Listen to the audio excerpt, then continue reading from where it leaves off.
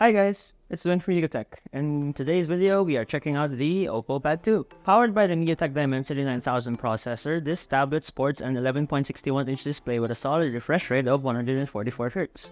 But for reference, our review model was a variant with just 8GB of RAM and 256GB of internal storage. Today, we find out if it stands as a solid pickup or if you're better suited for other tablets out and about in the market. Alright, let's hop into the video.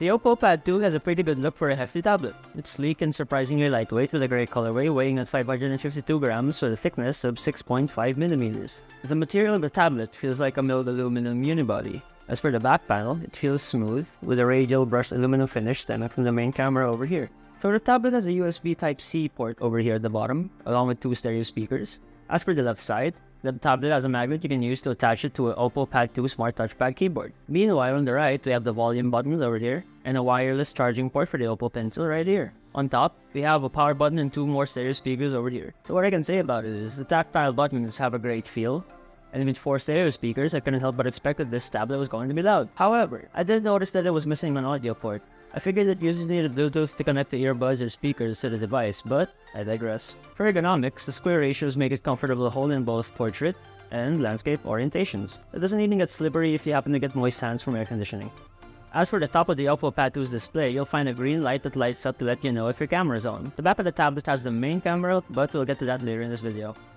At the right side of the tablet is the front-facing camera, in portrait orientation, which some people might find weird. But it's actually not. If you flip the tablet to its landscape orientation, it is thoughtful from both the designer and user perspective, considering most cameras are situated at the top left or right side of the display, leaving users off-center during meetings. It's easy to overlook, but OPPO certainly has an appreciation in scenarios where you need to use a tablet with your camera on in meetings, online classes, or calls in general. The face of the tablet is substantially taken by the 11.61-inch IPS display with a peak brightness of 500 nits. It's pretty standard for a tablet, but the 144Hz refresh rate and resolution of 2000 x 2800 pixels make up for it, making it exceptional for media consumption and gaming. But moving on, as mentioned, the OPPO Pad 2 has 4 stereo speakers with 2 each on the top and bottom side, when in portrait orientation. The audio quality is pretty good and can even work as a standalone speaker if you're in a studio setup. It should be rooms between 400 square feet in my opinion. I do have one caveat though. The tablet doesn't have an audio port for me to plug wired earphones or speakers into. Considering a lot more people are moving towards wireless connectivity, if I were to forget my Bluetooth device, it would be a little rough for me. I'd have to lean in to hear or blast the audio, which would be rude to people outdoors for sure. But since I mostly use it at home, I ended up blasting the speakers as I played games and went on my YouTube binges. All things considered, my media consumption has been splendid. The OPPO Pad 2 is pretty loud and the display is fluid. The sound clarity is up there with the songs I listen to, with me often getting carried away with how loud I play my videos or music. For biometric security, the OPPO Pad 2 features a 2D face unlock and the traditional numeric, alphanumeric, and pattern passcodes. So, the OPPO Pad 2 utilizes an 8-megapixel front camera and a 13-megapixel main camera at the back. The main camera isn't much, but users can produce images or videos with up to 2x zoom. The images come out with fairly accurate color reproduction and passable sharpness for sure. Meanwhile, the front camera is prone to noise. It's good in scenarios when there's good lighting but lacks sharpness and clarity compared to the rear camera. But to reiterate, the camera placement is optimized for landscape use, making it good in meetings or video calls in a well-lit room. In terms of taking videos, the tablet's able to shoot clips at 4K at 30fps for the main camera and 1080p at 30fps for the front camera.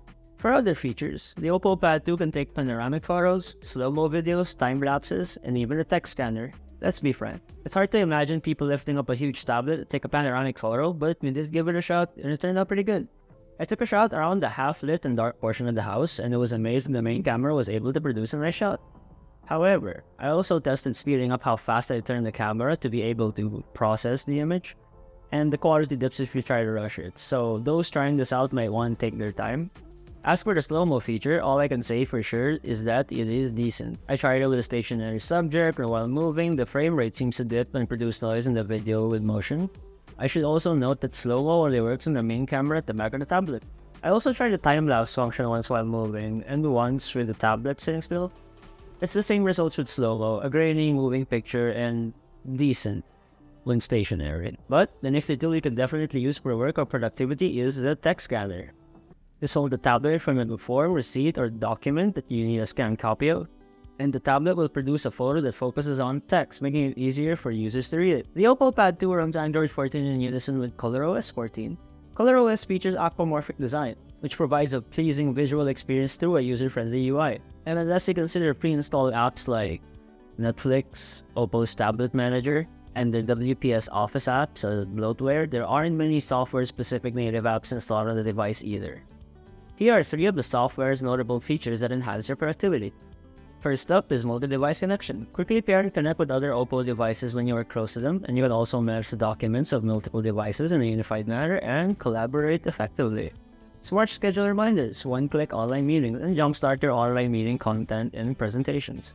You'll also have an OPPO Notes shortcut that helps to take meeting minutes in a small pop-up window to boot. Lastly, we have visual flexibility.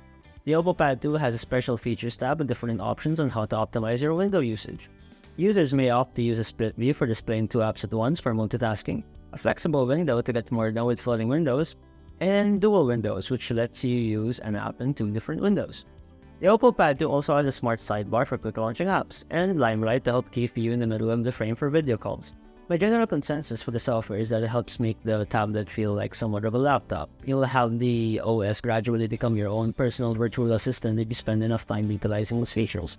Setting routines and reinforcing productivity also gets better with the OPPO Pad 2's accessories, but we'll get to that later if you're interested in how the tablet works with OPPO's ecosystem.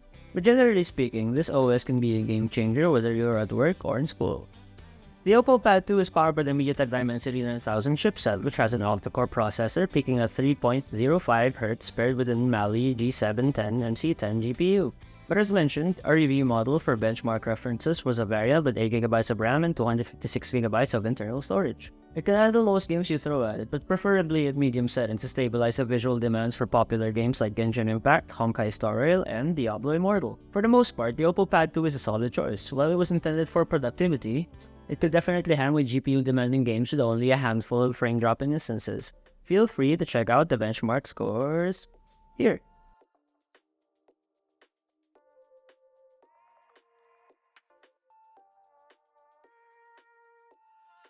If you need a tablet to last up to the end of the day, the OPPO Pad 2 is definitely for you. It's powered by a 9510 mAh lithium polymer battery with 67 watts of wired charging. With that amount of battery power, it really surprised me that charging the device from 0 to 100% took roughly about an hour or so. But overall, it doesn't mean that I couldn't drain it all away within 24 hours through consistent media consumption, working, or gaming. In PC Mark's Worth 3.0 battery test, our OPPO Pad 2 was able to last 11 hours and 18 minutes. But in our video loop test, the tablet lasted a whopping 16 hours and 14 minutes, playing a full HD movie at 50% brightness, volume muted, and in airplane mode to account for mixed usage variables. The OPPO Pad 2 also has Wi-Fi 6, Bluetooth 5.3, GPS, GLONASS, Galileo, BDS, and USB-C 2.0. It's trivial features that are still of value towards everyday tasks. Our review unit also came with the OPPO Pencil and OPPO Smart Touchpad Keyboard. These are both tools to help users max out the potential of the tablet in terms of productivity in OPPO's ecosystem. The OPPO Pencil is a neat stylus that's hassle-free to pair with your device. With a latency of 2 ms, feel free to take notes, draw, and even play games.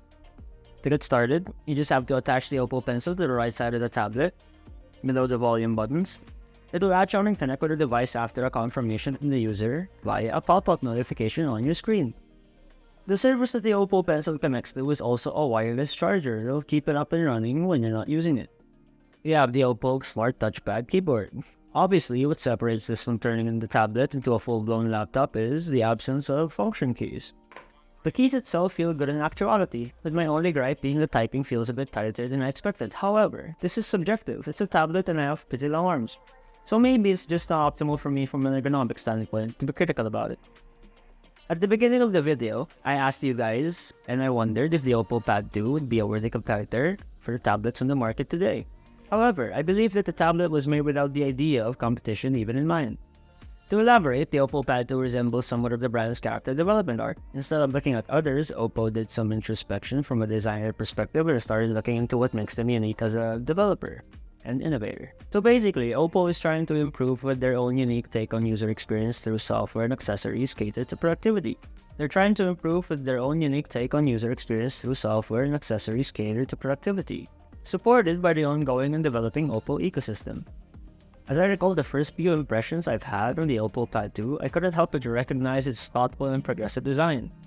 Albeit it does kind of sting to have to shell out a bit more just to have their accessories in tow.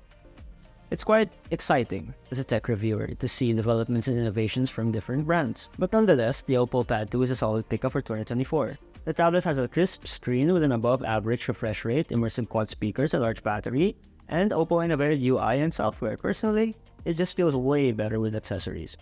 So, if you're looking for a tablet that encourages productivity with a healthy mix of media consumption and popular contemporary games, then the OPPO Pad 2 is a tablet for you. Now, as of recording this video, OPPO doesn't have the official SRP of the OPPO Pad 2 here in the flagship stores, but it should be around 35 to 45,000 Philippine pesos. We'll pin the official SRP from OPPO once it's available. So, what did you guys think of the OPPO Pad 2? Let us know in the comment section below and be sure to hit that like button if you enjoyed that video. Also, don't forget to visit us at yugatech.com for the latest tech news and reviews and give us a follow on our socials at Facebook, X, Instagram, and TikTok. Ciao for now!